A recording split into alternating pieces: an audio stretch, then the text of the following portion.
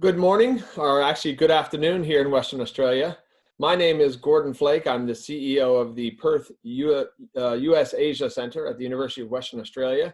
And I'm delighted to welcome you all to a webinar co-sponsored by the Future Battery Industries Cooperative Research Centre, as well as the Perth USAsia Centre, with support from the University of Western Australia, as well as the Minerals Research Institute of Western Australia.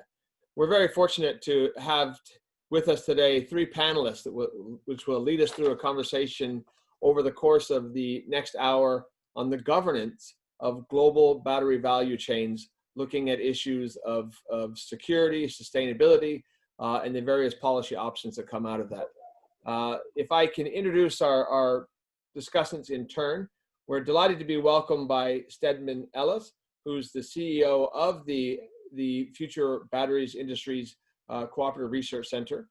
And Stedman really needs no introduction here in Western Australia. He's been actively involved in the resources sector for many, many years. For almost a decade, he was with the Australian Petroleum Production and Exploration Association. Also has served long as a director of the Minerals Research Institute of Western Australia. Instead, we really appreciate your leadership of this CRC and the product that it has produced today. We're also joined by the Perth USAsia Centre Director of Research, Dr. Jeffrey Wilson.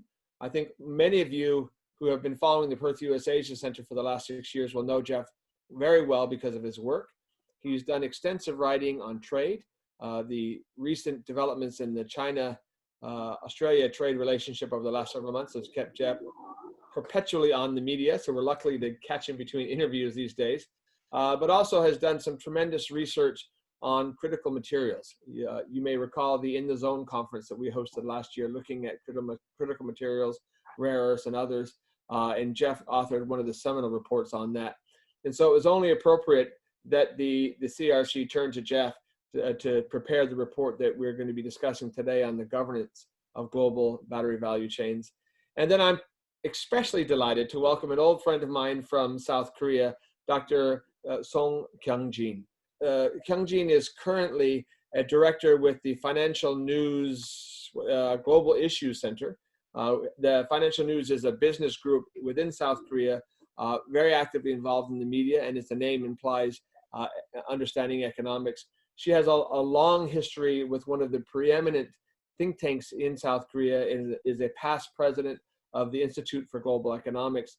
And in my 25-year tenure in Washington, D.C., and the last 6 years that I spent here in WA, I very much relied on Kyungjin for understanding developments in Korea. So given Korea's leadership role in the battery sector and in industry more broadly, it's wonderful for us to bring in a regional perspective, but also someone who understands the unique role that Korea plays in this regard.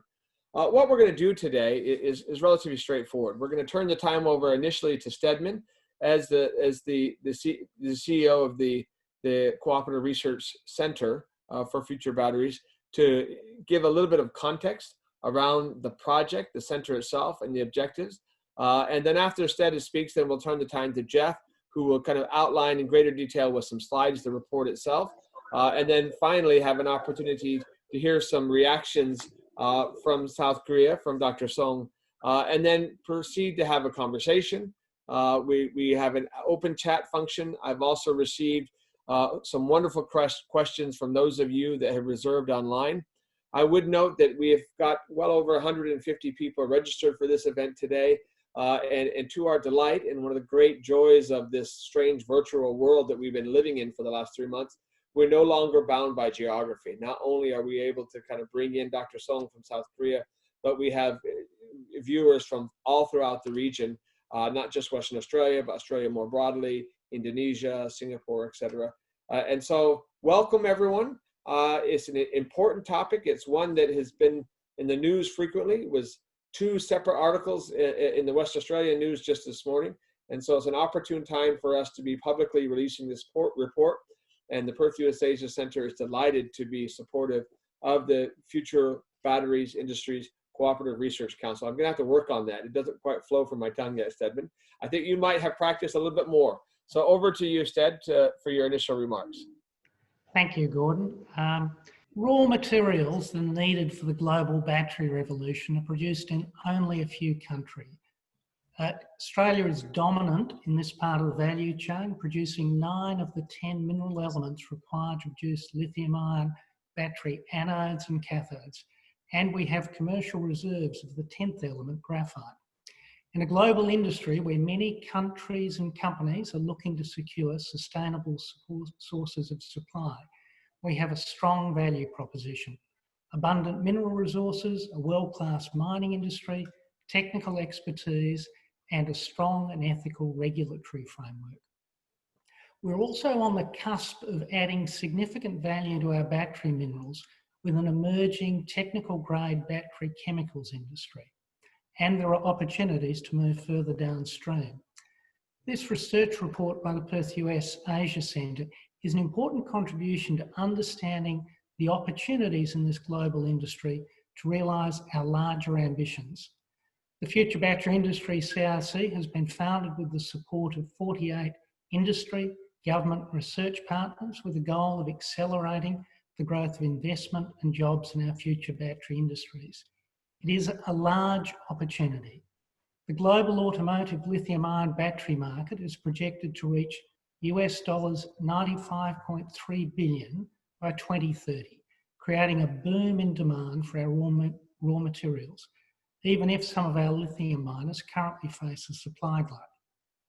And in terms of a domestic market, Australia is on track to become the biggest home battery market in the world, with solar households installing 22,000 batteries last year as energy storage systems.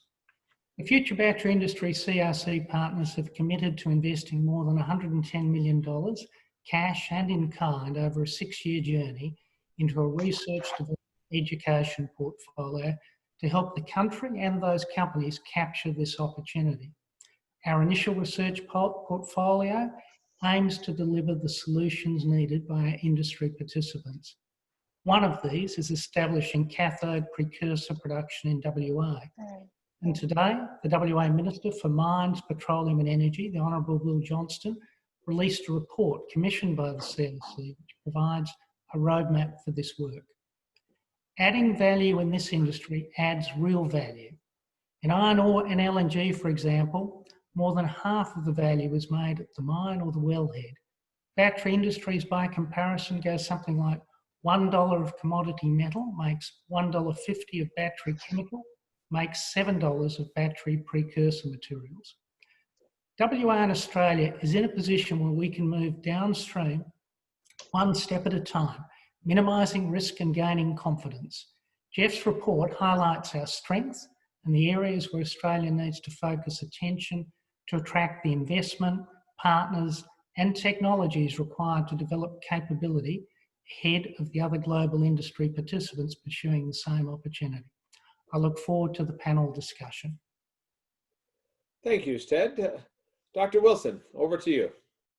Thanks very much, Sted, for that very kind introduction. So it's really my pleasure to present to this really esteemed group that we've organised today in this virtual room, the launch of our Perth USAsia Centre and Future Battery Industry CRC's most recent policy report, which is on the governance of global battery value chains. Now, to start a presentation report like this, I think I really need to start with the so what question. So what's all the fuss about batteries? This might be a bit convinced to the people in this room here, but they are a seemingly innocuous technology. They're in all our consumer tech. You're probably listening to me on a device that has a lithium-ion battery in it right now. They've been around for decades. What's all the fuss about? Politically, economically, and environmentally, what's really important about batteries is that there's significance for the coming global energy transition. If the world's going to be able to transition its energy systems from what are fundamentally 19th century to 21st century ones, batteries will be an essential part of the mix. Batteries are critical for things like renewables and smart energy grids. It's not possible to continually plug renewables into our energy networks unless we have the ability to store and maintain that energy in a way that matches supply to demand. They're also essential for electrification that we're seeing in transport. You're not going to get electronic vehicles without batteries. And some of the components and chemistries and science involved in batteries also contribute to a range of other technology products, particularly superalloys and permanent magnets with important applications across the energy system. So the reality is that our global technology roadmap for the 21st century, and indeed one in which climate change is effectively responded to, cannot be executed without batteries. Now, supplying these batteries requires a special set of raw material inputs. I think everyone's probably familiar with lithium due to its ubiquity in lithium-ion batteries. But when we look at different chemistries, there are a range of battery minerals that are especially important. To keep the slide manageable, I have 6 of the most important battery minerals up here: cobalt, graphite, lithium, nickel, rare earths, and vanadium. Now, which of these minerals gets used, in what amounts and in what properties, depends on the particular battery technology that we're working with. But the core thing here is that we call this group of minerals critical because of their importance. Without a secure and sustainable supply of these, we have batteries. Of course, turning these minerals into batteries is an extraordinarily complex process. And on this slide, I do have to apologise for the density of the image, but I think it kind of illustrates the point. And what we have here is a section from the report that maps the value chain involved in creating a battery product. This one here actually maps out the value chain for a domestic energy storage system based on a lithium ferrophosphate technology. Some of you might be familiar with this as a domestic battery that you would put in your house to store excess energy produced by solar panels. This is the process by which those minerals get turned into that product. To explain some of the complexity here, across the top in the kind of green colour, what you can see is the steps by which these critical minerals are extracted, refined, subject to chemical processing, turned into battery cells, and then made into the final products that we get in our home. And across the U at the bottom of the value chain, you can also see what we call parallel value chains, things that run alongside but are really important. This includes how we treat waste that comes out of the production process, how we recycle used products back into the value chain system, and how we install and maintain and integrate these technologies into the national energy grid. As you can see, this is an extremely complicated process, and it's certainly not something that can be entirely packaged up in one factory. An important point to remember about these value chains is that they are also inherently global in their scope. There's no single country or company that does every stage of the value chain. In fact, very few do more than 1 or perhaps 2 at most. And what we see is this technical process is shared across a wide number of participants in Australia, the Americas, all throughout the Indo-Pacific region, and importantly, the United States and Europe. Securing battery supply is an inherently global and networked endeavour. Unfortunately, however, existing battery value chains are very insecure. And one of the biggest problems is market concentration, where there's dependence on a single country for one of the particular products or stages in that complex value chain. As this chart here illustrates, there are many, for most battery products, there are significant market concentration, with only 1 or 2 suppliers accounting for the majority of global output.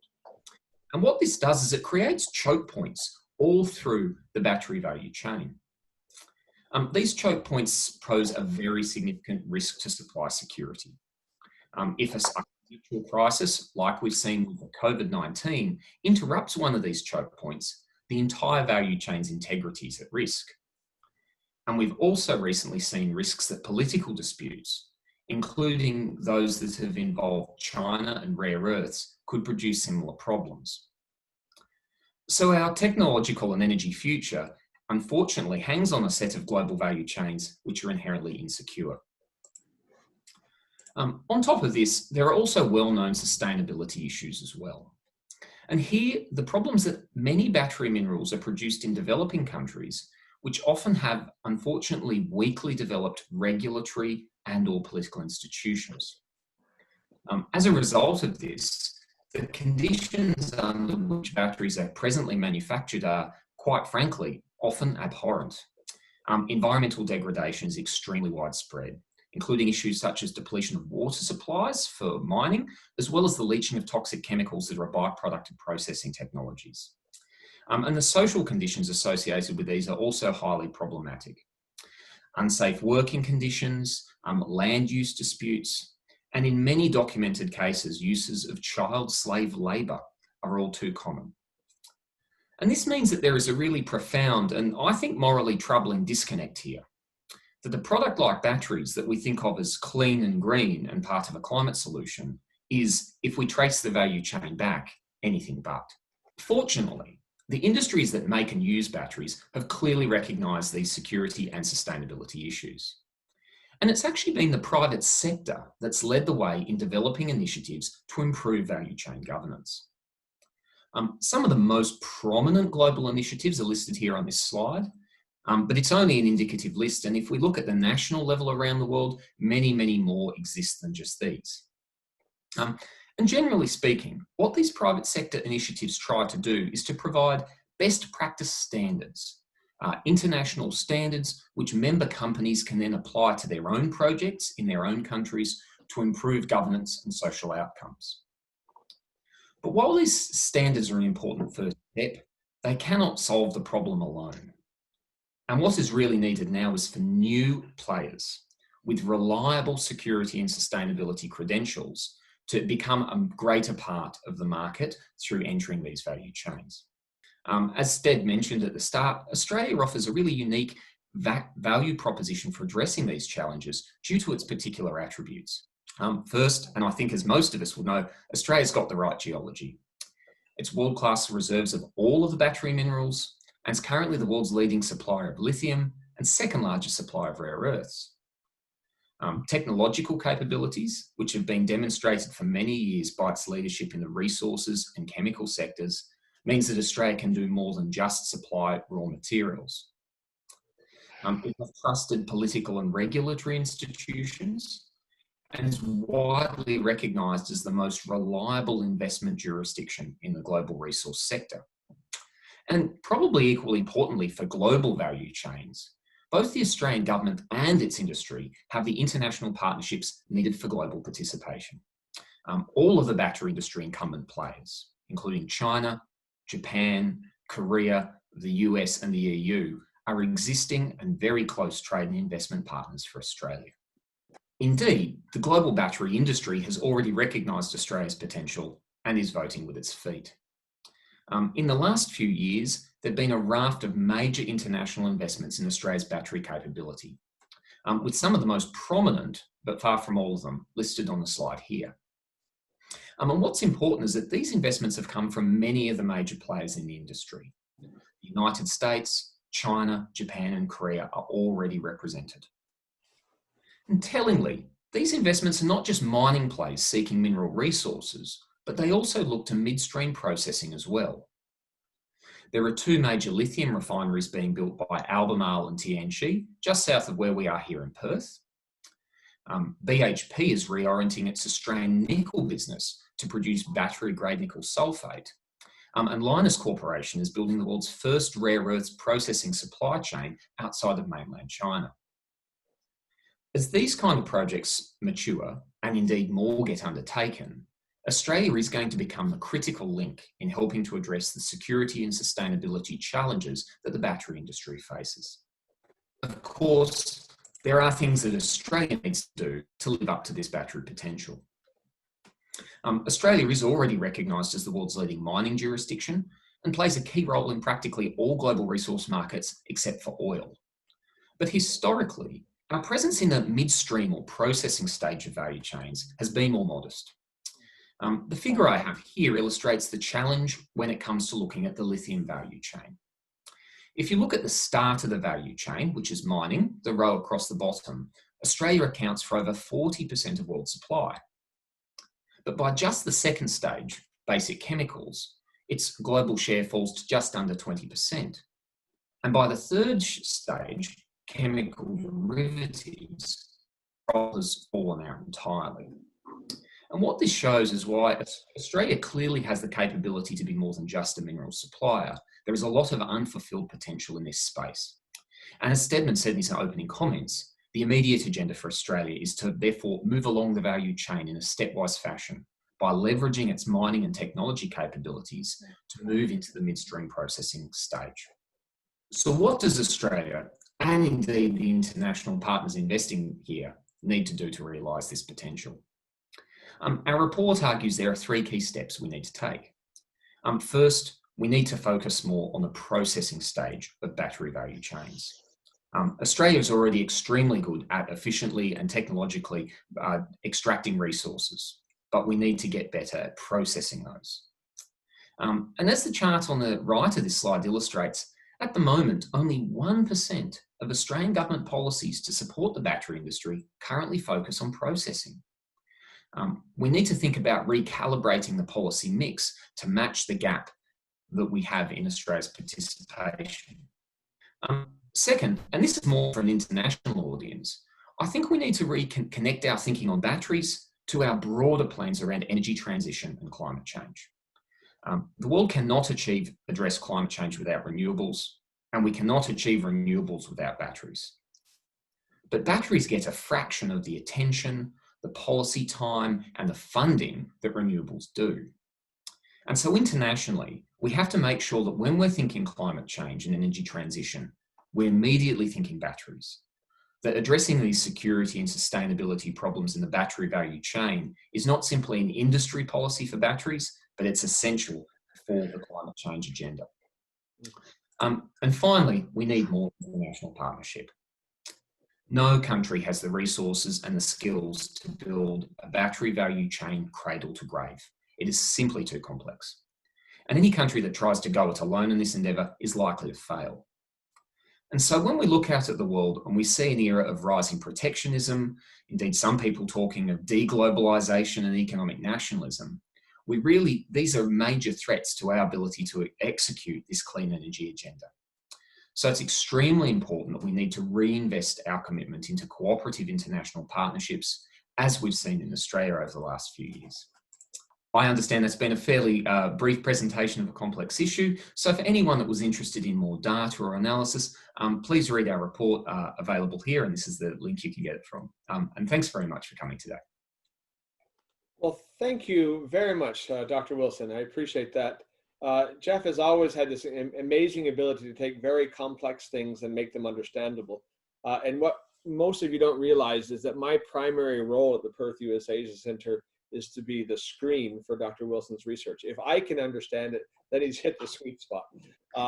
And so as indicated, I think to everybody who registered, you have already been sent a link to the report. Jeff just gave us a very short summary of what is a very detailed report. And I think something that just begins to be a foundation for the ongoing work of the Future Battery Industries Cooperative Research Center. So we appreciate that. Now, Dr. Song, I realize that you, like me, are not an industry spokesman. You're not an engineer who works on batteries, but a lot of what that Dr. Wilson just presented had to do with, the broader economic environment in which these things are taking place. And I think on most of his slides, you could have taken out the word Australia and put in Korea, and you would have had a similar amount of interest. So I'd very much appreciate your reaction to the report and any insights that you might share with us from Seoul today. Great, thank you, Gordon. I can't stress enough the growing importance of battery and the Korean economy. A case in point, Korea exported the record number of electric vehicles in May, 11,496 units, despite the decrease in overall auto exports due to the adverse impact of coronavirus. Tesla, I don't even have to mention their latest performance, amazing performance, because everyone knows about it. Its market capitalization exceeded $245 billion, which is bigger than the market capitalization of the 3 US automakers combined. Now, battery, with its exponentially growing importance, was identified as one of the 9 growth engines of the Korean economy. The new 9 growth engines identified, including AI, IoT, bio and healthcare, autonomous car, and intelligent semiconductor, all are in stiff competition with China. Of the 9 growth engines, next generation display and battery have been assessed to have to be in better shape with better innovation capabilities. Now, in the last 2 weeks, until today actually, one of the talks of the town here has been the gatherings of the big bosses of Hyundai Kia, which is the 4th largest manufacturer of electric vehicles, and the top 3 battery manufacturers, LG Chem, Samsung SDI, and SK Innovation. The meetings were initiated by Hyundai Kia. The 3 bilateral meetings were meant to discuss and explore the possibility of further cooperation for battery supply and development of next generation batteries, as battery accounts for 40% of the production cost of electric vehicle, let alone that battery is the most important component of electric vehicle. So people here like to call this Korea's Battery Alliance. Bilateral cooperation looks very much likely as they all agree to cooperate. Quadrilateral cooperation among the 4 companies. If it's materialized into strategic partnership, if it's to materialize into some sort of concrete action, such as a quadrilateral joint R&D project or a joint venture even, it will be fantastic in my view. Each of them spends quite a lot on R&D. LG Chem, for instance, spends about 4% of its total annual budget on R&D. But of course, as always, there's a skeptical view about this because the 3 battery manufacturers themselves are competitors to each other. And at the government policy level, in May, the Korean government announced a 10-year resources development basic plan for the period of 2020 to 2029. This basic plan is revised and upgraded every 5 years for a 10-year time frame.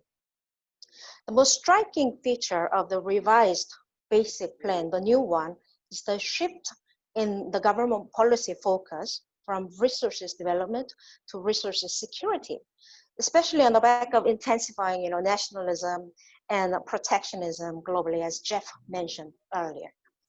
China, for instance, with 37% of global rare earth resources, produces 71% of global total. The US imports 80% of its rare earth from China. Indonesia banned nickel ore export in January 2020. And DRC Congo raised their cobalt export tax from $60 per ton to $100 per ton to force companies to produce locally. So these sort of situations and developments per se are potential destabilizers and risks in the global value chains. Such critical minerals and materials can be viciously taken advantage of, by those with ulterior geopolitical and economic agenda, especially in undemocratic and despotic regimes. So again, against these new developments in the global market, this revised policy pays much attention to strengthening international cooperation and network to secure sustainable supply of critical minerals and materials and help make the related industries and businesses more risk resilient. Specifically, such export countries of critical minerals as Australia, Brazil, Chile, Peru, and Canada are priority countries for strategic cooperation in order to pave the way to support Korean businesses, for instance, to enter into long-time purchase contracts with those countries. So I think with the rising demand for electric vehicles and other technology applications, it is highly desirable for Korean manufacturers to seek and strike a long-term strategic partnership deal with producers of critical minerals and materials. In this respect, I think POSCO's investment in Pilbara Minerals was a good decision, and I think it will prove to be one in the longer term. And Korea also plans to strengthen cooperation with Australia and Indonesia in particular by supporting local companies to develop their capacity in the value chains. So building upon this policy initiative, if I may share my own view, I would say Korea and Australia can think of setting up a joint venture to produce cathode in Australia, given that the battery industry has relatively high technological entry barriers, and also given that Australia wants to develop its midstream capacity in the value chains. And currently in Korea, a task force is being organized to conduct a criticality study, which will be participated by the government, Korea Institute of Geoscience and Mineral Resources, Korea Resources Corporation, business, and academia. This task force is scheduled to come up with a roadmap for securing critical minerals and materials by next year. Now, I'd like to propose a couple of things that Korea and the Korean battery manufacturers might wish to consider. Although Korea is a global powerhouse in lithium-ion battery, which has reasonable energy density, lightweight, and low costs, it tends to be too much narrowly focused on lithium-ion battery mostly. So in view of the concern over the depletion of lithium, and also in view of the forecast that the lithium-ion batteries will reach the limit in 5 to 10 years' time in terms of capacity, power, and safety, they need to look into other batteries as well. And in that sense, I think the recent gatherings of the heads of Hyundai, Kia, and the 3 battery manufacturers were very good, giving a positive signal to the market that they are indeed turning their attention to next generation batteries and much more. And I would also like to see in their endeavor that they make sure to include SMEs, venture companies and academia in their R&D projects. And through this process, they can help produce competent R&D professionals as well, which we are lacking at the moment. And lastly, saying a few words on international cooperation, if I may. Critical materials and minerals producing countries are often fraught with so many critical problems, as Jeff already touched upon. And battery suppliers often turn a blind eye when it comes to these issues because they are happening at some faraway places in some faraway countries. So I think we have a very pressing need and cause to integrate these issues into a sort of an international code of conduct that is participated by governments, businesses, civil societies, and managed and monitored in partnership with multilateral organizations. In this regard, I'd like to echo and support Jeff's proposal in his report that we think of something similar to the Kimberley process certification scheme in the absence of any overarching international agreement or a code of conduct. Thank you. Dr. Song, thank you so much. That was exactly what we had hoped for, and that the temptation is having a wonderful Future Battery Industries Cooperative Research Centre here in Australia, and an Australian scholar evaluating the dangers that we kind of had an Australian bubble in terms of perspective. And I think Jeff's report burst out of that, but to have a perspective from South Korea, both an important consumer of some of the precursor materials that we've already been talking about, but an important leader in the front, really helps set the frame for what I think will be a really good discussion over the next 25 minutes. Your comments have highlighted a broad question that I'd like to start off with for all 3 panelists. And that is, you referred several times about the role of the South Korean government in this process, and the convening role of nothing else. Now, I recognize that the Australian government has been very generous in its support of the Cooperative Research Centre, and yet we're facing here a really interesting debate. In countries like China, when there really isn't a separate private sector versus government when it comes to critical materials or batteries in terms of national industrial strategy. I'd like to you each to weigh on the appropriate role of government both on a national level and Jeff, instead maybe on a state level as well, because the countries that Australia is both competing with and which it must cooperate with all have very different levels of government involvement. And I think Australia would probably be on the far side of laissez-faire, let the market take care of it, a lack of direct involvement. China would be on the far end, and Korea is somewhere in the middle there where you've got government encouragement, but a very strong private sector itself. So could you all start off with just some assessment of that mix? What is the role of the government in this sector going forward? And do we have it right? So maybe Stead, we'll go back to start with you again, then Jeff and Kyungjin. We'll go in the original order. I'll mix it up later. So. Thank you, Gordon. Look, I think it's clear that Australia is at a comparative disadvantage when it comes to the government policy framework and pursuing this opportunity. This last I saw Finland and this government announced a €350 million investment in their state-owned mining company to do effectively what our Cooperative Research Centre is doing. If you look what Germany's doing, it's world domination. What Germany's doing to protect its critical car making and chemicals industry, the scale of government investment involvement really is more strategic and of a much larger size than we see in Australia. So I think this is a race to capture this opportunity. I think the International Energy Agency produced a week ago a post-COVID economic recovery plan for its member countries. One of the 4 areas of focus was battery industries. So we're in a race here to capture a very big opportunity. I think there's, but I do think, and Jeff's report touched on this, the government framework and incentive to capture investment in midstream processing to really capitalise on the opportunity for partnerships, because I think what we heard from Dr. Song is we're entering a world in which many other countries and companies are going to be looking to secure their supply chains. And this should present a very significant opportunity for Australia. And I think it does go beyond the existing formula that we have. Thank you. Jeff?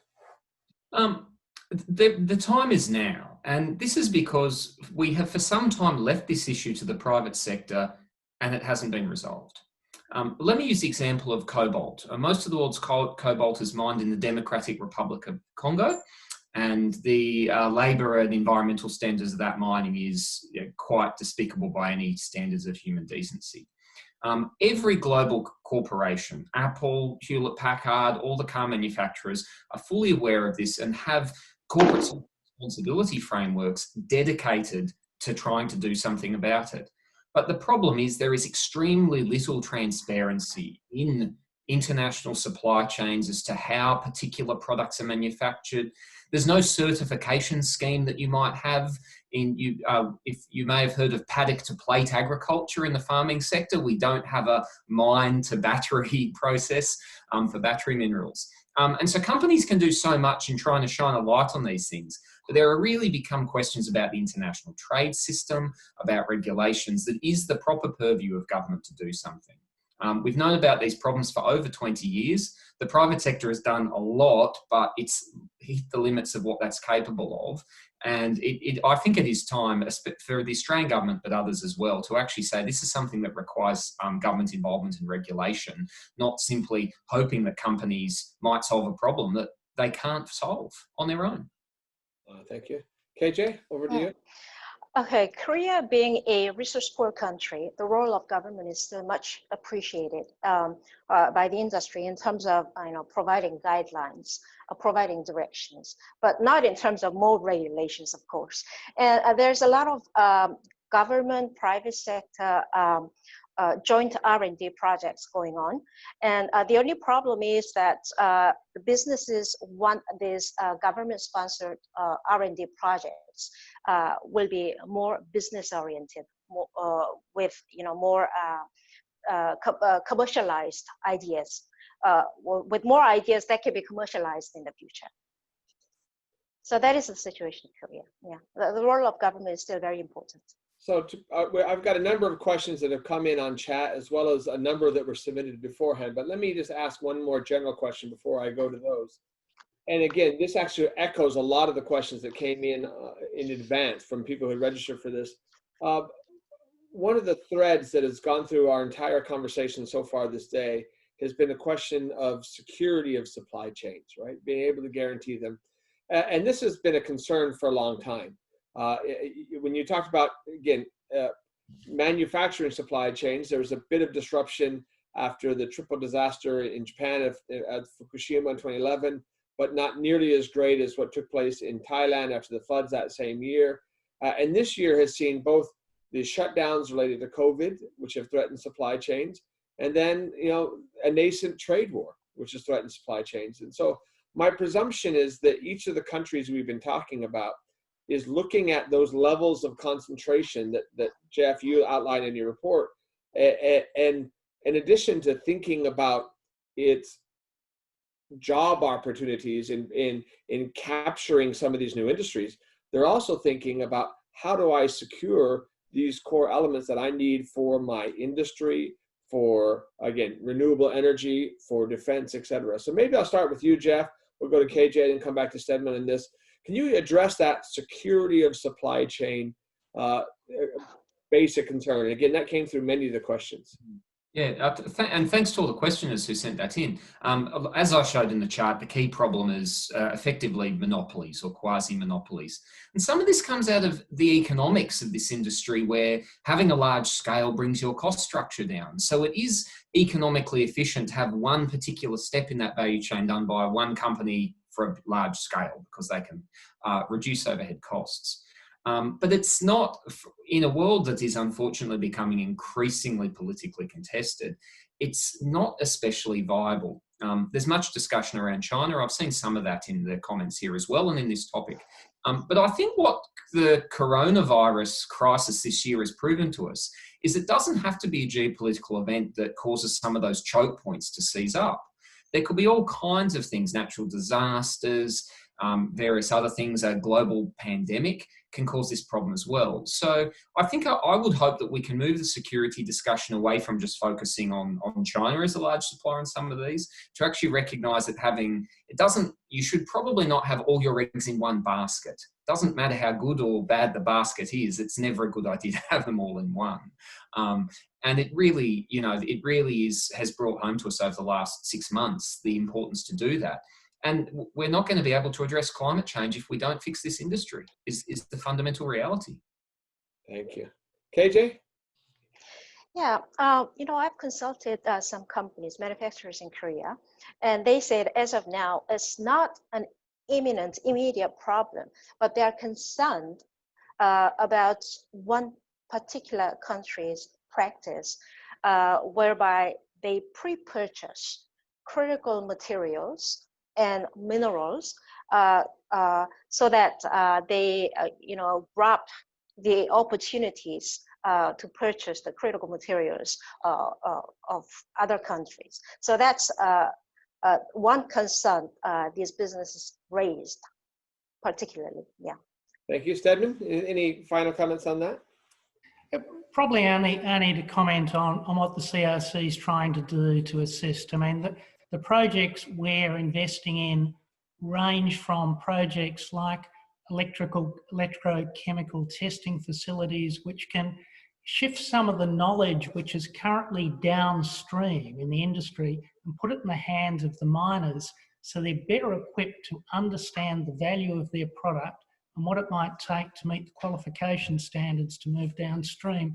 Because I think taking advantage of this opportunity, we need to equip the mining industry and the emerging chemicals industry with the knowledge they need. And we're also investing in how we might get, at least, if not a premium, at least market advantage on demonstrating Australian provenance and an ethical supply chain. And I think in one of Jeff's slides, he had a listing of a number of the initiatives underway. For example, the World Economic Forum battery passport and the principles that underpin that. So we're going to seek to be a participant in shaping those global standards in a way which shines a light on Australia's comparative advantage in those areas. All right, we have a question specifically for Dr. Song that came in from an online chat, and it goes back to your reference of the three main battery producers, three competing Korean companies, and you even yourself reference some of the challenges because on the one hand they're collaborators, but on the other hand they're competitors. This question comes from Prokopy Vasiliev, and he says, you recommended a certification scheme similar to the Kimberley process, but indicated that it requires transparency and cooperation. Do you think it would be welcomed by the Jabil when they're competitors to have transparency and cooperation? That's a very interesting question. I have not spoken to them about this issue, but well, if they want to maintain a global market leader in the future as well, I think they have to accept their so-called, corporate social responsibility globally as well. And I think it's only fair that they accept this sort of international code of conduct for fairness, transparency. Thank you. And my guess is those questions of fairness, open, and transparency are all relative. You're going to see the full spectrum in the industry. I did get a wonderful note from Western Australia's Agent General in the UK, Mike Deeks, who sent a note to remind us that our viewership is not just in Asia, it includes Europe as well. But that leads me actually to one of the other questions that came in earlier on, because most of our discussion thus far, and much of the report that Jeff put together tended to focus on our region, because that's where so much of the manufacturing activity is taking place. But Dr. Christoph Hein, who's a leading journalist in Singapore for the German media, asked about the role of Germany in particular and Europe more broadly in this industry. Where do you see, are they competitors? Are they driving the same process we've been discussing here? Jeff, why don't we start with you on that front? If we just look at batteries, it is really, batteries are an Indo-Pacific story. Australian lithium, chemicals, Korea, Japan, China are very much where the batteries, the bit that goes into this comes from. But I think everyone's aware that these technologies that use these batteries are produced the world over. If we look at distributed energy grids, which will require batteries for intermittency storage, certainly electric vehicles, Europe is a major industrial player in this space. But there is a large challenge for European auto companies, for example. I've always used this example, is that when electric vehicles start to achieve more mass market penetration, they're going to fundamentally be a premium purchase. You'll have to pay more for one as something that has clean, green credentials. And it will be an intrinsic motivation purchase, as an economist would say. That's a difficult sell for a European auto company if that contains child slave labour cobalt from the DRC. And what we really need to see is, so this is genuinely a global problem. Batteries are everywhere, so it's everyone's problem. And the fact that European companies have not been highly involved in the battery value chain doesn't lead to any conclusion that this is not something that's a major proposition for European science and industry either. Seth, I might take the next question to you. It's a question from someone watching online right now, Troy Scuds. And he asked the question, what are your thoughts as to what needs to be done to bring cathode or battery manufacturing capabilities into WA? Now, I would note here that Dr. Song made a reference to the possibility of kind of a Korea-Australia cooperation to do cathode production here more broadly.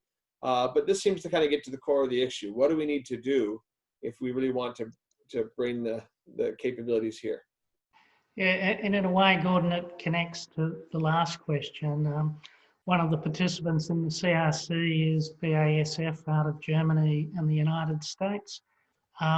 There is clearly, from our experience, a strong strategic interest in Germany in particular, in partnering with Australia and seeing where they're strong at the original equipment manufacturer, chemicals processing, vehicle end of the value chain. It's very complementary to where Australia's strong.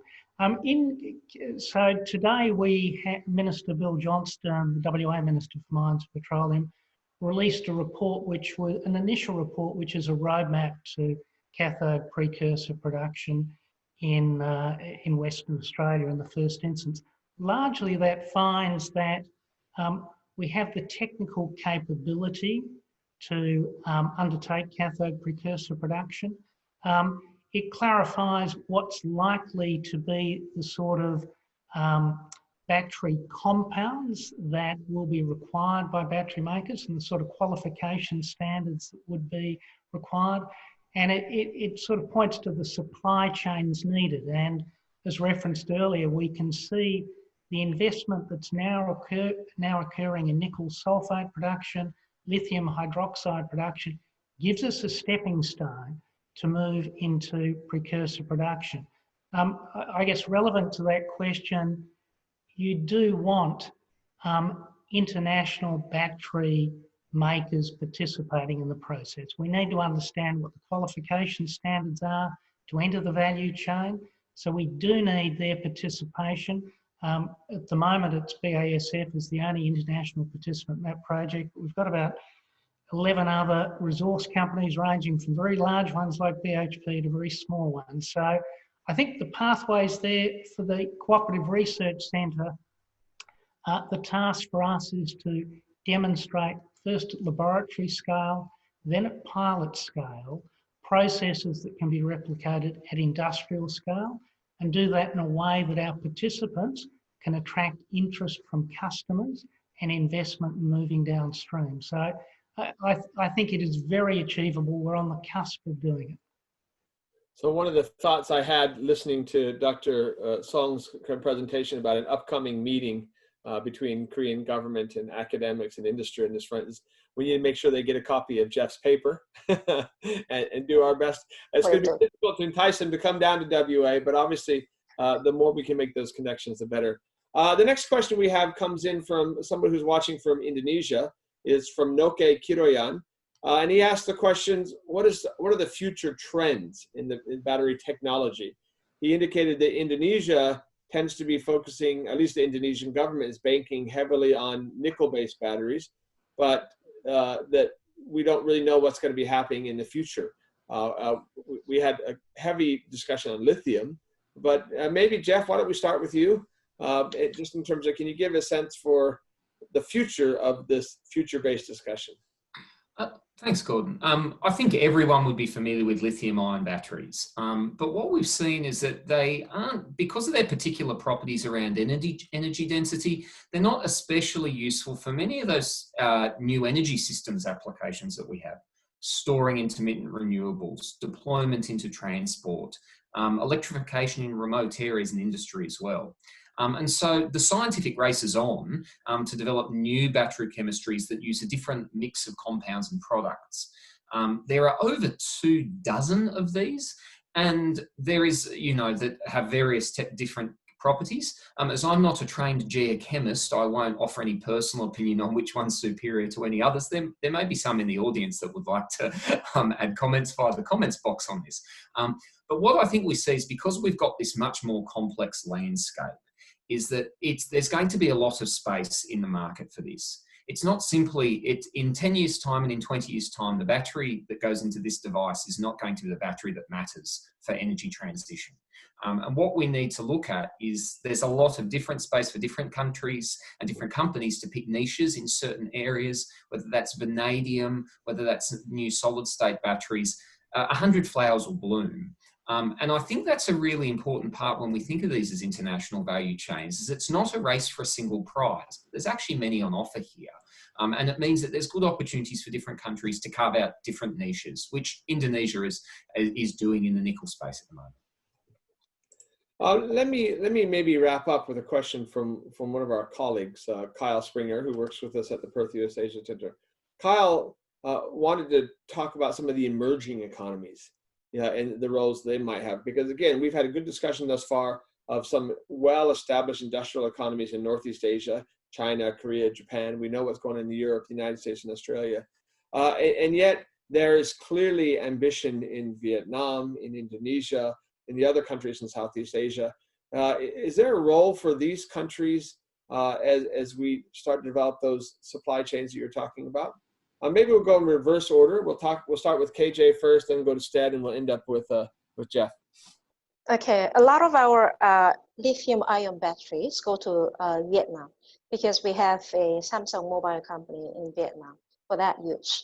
Other than that, I really have no idea. I do not have much idea about the emerging economies situation in terms of battery industry. Thank you. Appreciate that, Stead. Well, simply to make the observation, I think there are more than 600 million people in the Asian countries. They'll have an equal appetite to diversify their supply chains, but many of them will have a particular interest in the ability of batteries to overcome the need for transmission lines and their electricity grids. These are areas where Australia can develop technology and partnerships which could be really valuable to them. So I think there are big opportunities there because those countries will move quickly and their needs are likely to be complementary to what Australia's opportunities are. Thank you. Jeff. For me, and from a kind of ecological point of view, this is actually almost a light here rather than that.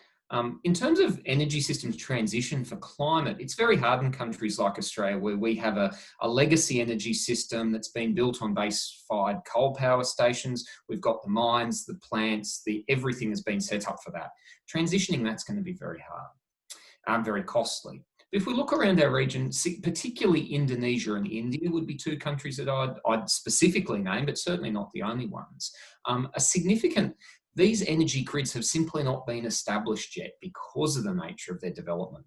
And as they do their infrastructure and high-speed growth build-outs in the coming years, there's a really important opportunity for the world to be able to make sure that when remote Indonesian villages and when remote places in eastern and northern India are connected to proper energy grids for the first time, that we connect them to smart battery-connected grids and not the dirty old ones that have supported our economies for the last century.